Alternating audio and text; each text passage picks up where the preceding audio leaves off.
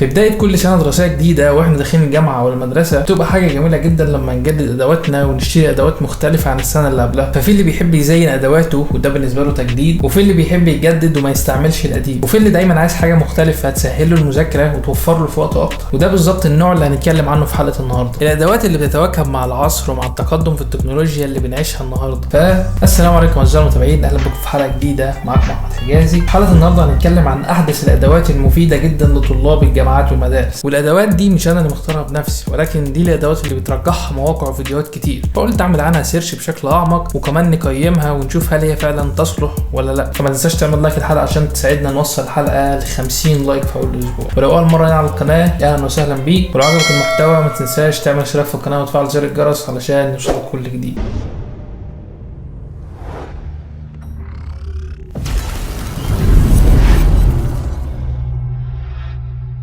عادة لما حد يتكلم عن السمارت جلاسز هتلاقيها بالشكل اللي هو متكلف كده وفيه كاميرا وشغل كتير في الفريم الخارجي، وده بيدي للشخص اللي قدامك نوع من الرهبة. يعني لو مشيت بقى في الشارع هتكون شيء ملحوظ ومثير للجدل وهتلاقي كل الناس واخده بالها منه، على عكس نظارات فيو اللي بتتميز بالشكل الطبيعي مع السمارت فانكشنز او الامكانيات الحديثة والبسيطة في نفس الوقت، وده اللي بيرجحها انها تكون في لستة الادوات اللي معانا النهارده. انا شخصيا عاجبني انهم مهتمين بالديزاينز بتاعتها واللي بتتناسب مع كل الفئات العمريه. طبعا هي بتكونكت بالموبايل بتاعك علشان تقدر تستقبل عليها المكالمات والنوتيفيكيشنز، تسمع عليها موسيقى، وده عن طريق توصيل الصوت للاذن الداخليه بشكل مباشر من خلال عظم الجمجمه، يعني من غير حاجه ملموسه تتحط في ودنك، وده اوبشن قوي جدا على فكره. ومفيش حد بقى هيسمع صوت الموسيقى او صوت اللي بيكلمك غير الشخص اللي لابس النضاره بس. ضيف بقى التحكم في ابلكيشنز الموبايل عن طريق التاتش كنترول اللي في الفريم. الابلكيشنز اللي بنستخدمها بشكل متكرر زي المنبه اللي عايز تعمل ريمايندر للمذاكره او الاكل او التمرين، وابلكيشنز الاكتيفيتي تراكنج اللي تتبع مسافه المشي او الجري، ده غير الخرائط والكاميرا الى اخره. يعني النظاره تقريبا ثمنها $200 واظن تقدر تشتريها من على امازون. انا من رايي ان لو هنقيمها بالنسبه للادوات اللي جايه ممكن ما تاخدش ريت عالي بالرغم من ان فيها امكانيات عاليه، ولكن احنا بنقيم بناء على مدى صلاحيه استخدامها كطالب، وهي ثمنها اظن غالي من امكانيه الطالب العادي، وكمان استخدامها مش داخل بشكل مباشر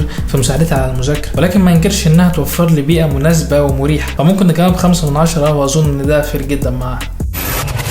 ومعنا الأداة رقم 2 جو تاتش بي، وهو جهاز عرض أكيد شفته يعني قبل كده، ولكن هو مختلف عن اللي انت عارفه بشوية حاجات جميلة هتفرق معاك جدا، زي انك مثلا تقدر توصله بأي جهاز حتى على الموبايل بتاعك، والسكرين بتاعته تاتش، السكرين الضوئية دي تاتش، وأظن دي نقطة القوة اللي بتميزه. يعني ممكن تلعب ألعاب أو ترسم عليها تتفاعل معاها كأنها شاشة حقيقية. كطالب بقى مفيدة جدا في انك تعمل عليها بريزنتيشن أو تشرح عليها لزمايلك أو تذاكر عليها بنفسك. انا شخصيا الاختراع ده داخل دماغي لان حاسس انه هيغير مود وطريقه المذاكره العاديه، يعني هيخليني اتفاعل مع اللي بذاكره وعلى شاشه ذات حجم، فيخليني مركز ونشيط اكتر. وممكن اغير مكاني بسهوله لان الشاشه ممكن اتحكم فيها باكتر من طريقه، ممكن اتحكم فيها من خلال الموبايل او اللابتوب اللي فيه الداتا المعروضه، او ممكن اتحكم من الجهاز نفسه لانه مزود بتاتش سبيس تتحكم في الشاشه، او من تاتش الشاشه نفسها زي ما قلنا. فانا من اول ما شفت الجهاز وانا متاكد انه هياخد ريت عالي معانا النهارده، لانه كفكره ممتازة وفعالة في نفس الوقت، والديزاين بتاعه سيمبل وخفيف، يعني ممكن تشيله في الشنطة وتحطه في أي مكان، وبطاريته مدتها 3 ساعات تشغيل متواصل. يعني انت لو بتذاكر بعد 3 ساعات أظن انك هتحب تفصل، أو لو بتعمل بريزنتيشن فمش هتكون أكتر من كده، أو يعني لو بتدي سيشن أو حاجة صعب برضه تواصل أكتر من 3 ساعات. فهي مدة قياسية من وجهة نظري، مش قليلة ولا كبيرة. أما بالنسبة للسعر بقى فهي ثمنها $400، وأنا من رأيي أبعد السعر عن التقييم لأنه يختلف من شخص لشخص ومن دولة لدولة، ولكن اللي يشفع لها انها مش مقتصرة على المذاكرة، ممكن تستخدمها في البيت كشاشة عرض، او لو في اطفال ممكن يلعبوا عليها. هي بالنسبة لها افضل من ان الطفل يمسك تليفون ويلعب بيه، فلو هنقيمها ممكن يديها 7 من 10 او 7.5، يلا مش خسارة، علشان انا شايفها فعلا مفيدة.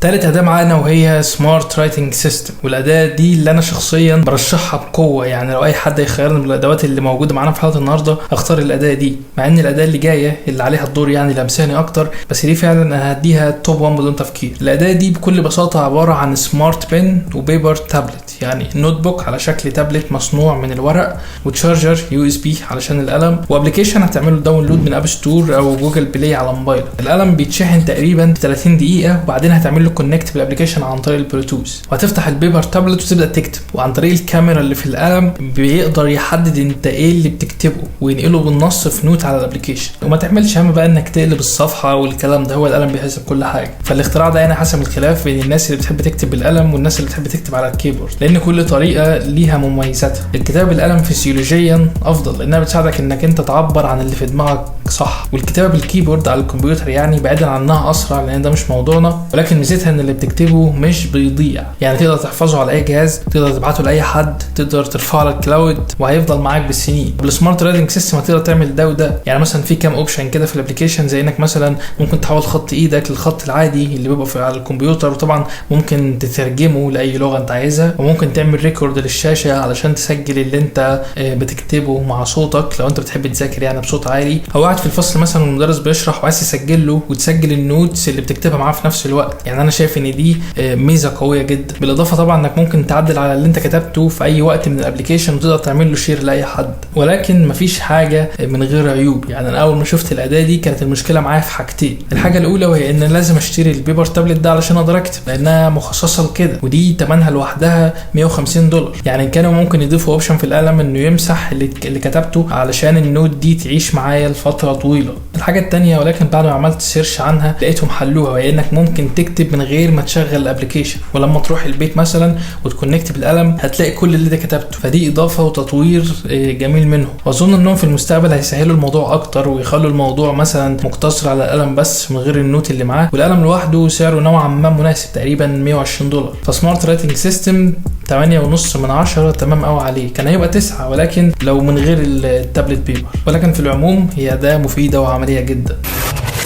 واخيرا لطلاب الجامعات اللي دراستهم بتعتمد على الكمبيوتر زي هندسه وكمبيوتر ساينس واعلام، الناس اللي بتستخدم برامج معتمده على اكتر من شاشه، الجهاز ده هيعجبهم جدا. انك تشتغل على اكتر من شاشه دي حاجه ممتعه ومريحه جدا، ودي هيفهمها اكتر المصممين او المبرمجين اللي بيتنقلوا كتير ما بين التابات او البرامج. انا مثلا كمبرمج محتاج شاشه يكون عليها الكود، وشاشه يكون فيها الاوتبوت بتاعي، وشاشه علشان لما اعمل سيرش عن حاجه، ولو هتديني شاشه رابعه كمان هستخدمها. ولو مصمم هيبقى برضه نفس النظام، شاشه للسيرش، شاشات تقارن بها التصاميم. وعشان تعمل كده لازم تشتري شاشات منفصله، انما هنا هو موديول واحد بتثبت على ظهر اللابتوب، وكمان مش ثابت، يعني تقدر تغير اتجاهه علشان لو عايز تشير اللي على الشاشه لاكتر من زاويه. ودي ممكن تفيد لو في جروب صغير بيذاكروا مع بعض او برزنتيشن لعدد صغير من الناس. وكمان وزنه مش تقيل، تقريبا حجمها 1 كيلو جرام، لانه اكيد مش هيبقى حجمها اكبر من اللاب اللي هو في العموم بيبقى متوسطه 2 كيلو جرام، فتقدر تتحرك بيهم لاي مكان، على عكس الشاشات اللي بتاخد مساحه وصعب تتحرك بيها. والميزه كمان انها مش بتاثر على امكانيه الجهاز لانها موفره للطاقه، وتقدر تشتريها بمقاسات مختلفه،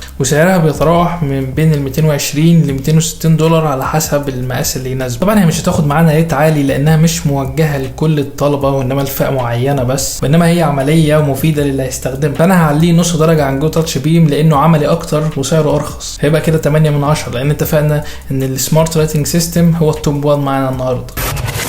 وبس كده اعزائي المتابعين، اتمنى تكون الحلقه مفيده تعجبكم، ويا ريت تشاركوني بارائكم تحت في الكومنتات وتقولوا لي ايه رايكم في نوعيه الحلقات دي. اشوفك الحلقه الجايه، سلام.